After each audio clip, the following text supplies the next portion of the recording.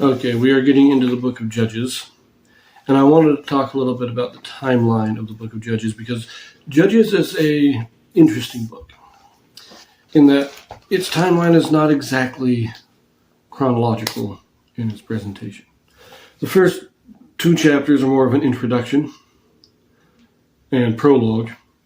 Then we get mostly history, but it's chopped up, and it's like the one judge will be a judge of this area or this tribe, while another judge is a judge of down in this tribe, and the time periods that they are judging overlap with each other, but are not. It's not like this guy judged and then this guy judged, but this guy judged while he was judging, this guy started judging, and it's all. And then you have the periods of oppression, where like the Midianites or the Ammonites or the Canaanites, whatever, come in and oppress the Israelites, but they're not oppressing all the Israelites. They're only oppressing a portion of them, and it's during the reign of the judges.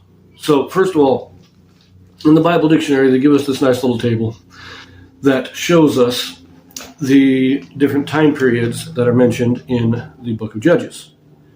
Now, if we take all this, we get the time period of each judge. Like Othniel, he judged for 40 years. Ehud, and immediately after him, there was 80 years.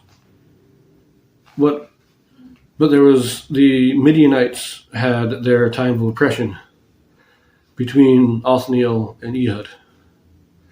And so we have all these time periods. If we take all these time periods and add them up, it totals 410 years.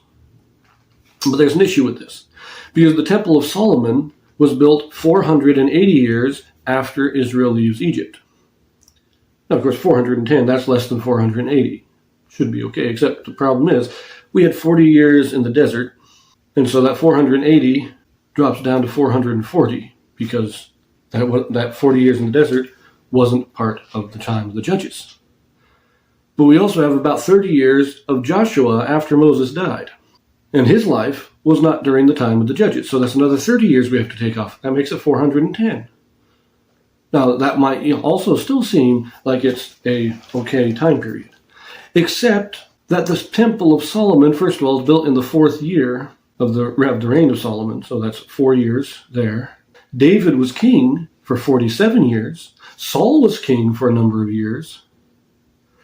So that's like another 65 years we got to take off there. So that's 410 minus 65 brings us down to 340, or 345 approximately. That's the reign of the judges. That's from the death of Joshua to the crowning of King Saul. 355 years, approximately.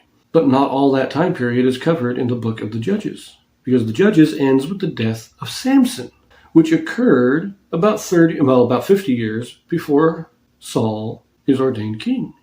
So all of the book of the time period that is contained within the book of the Judges is about 300 years, not 410.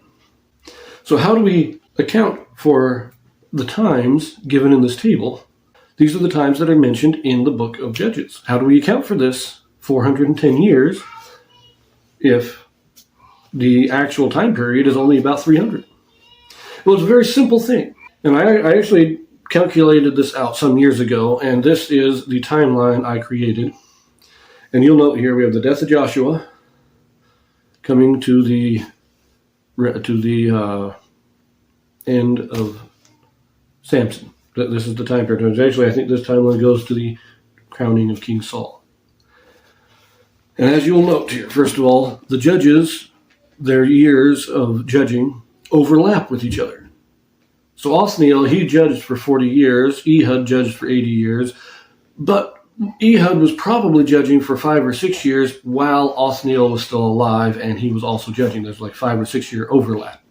And then the periods of oppression, Ehud liberated Israel from the Midianite oppression, which lasted, 7 years? That period of oppression isn't in between Othniel and Ehud, but it is during their judgeships. So Ehud probably, the whole reason he went to, which we'll read about later, but the reason he goes to Midian to pay tribute is because he was the judge in Israel. For those 7 years, he was probably the judge in Israel.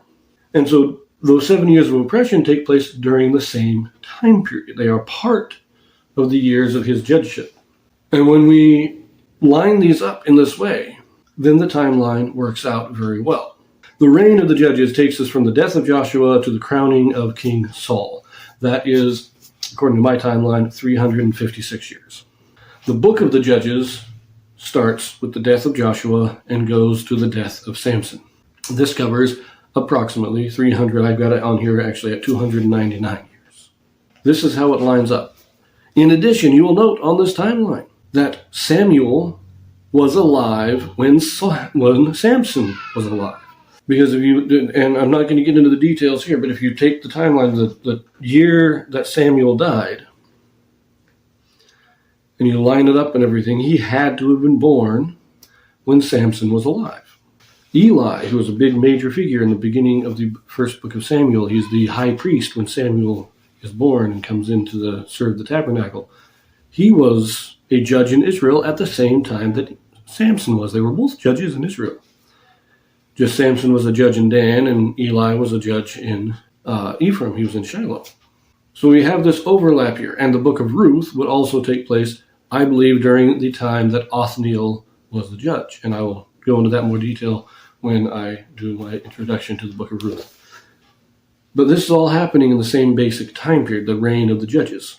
So as I move forward with reading the Judges, I will also include the book of Ruth and the beginning of the book of Samuel, because that will overlap in time with the book of Judges.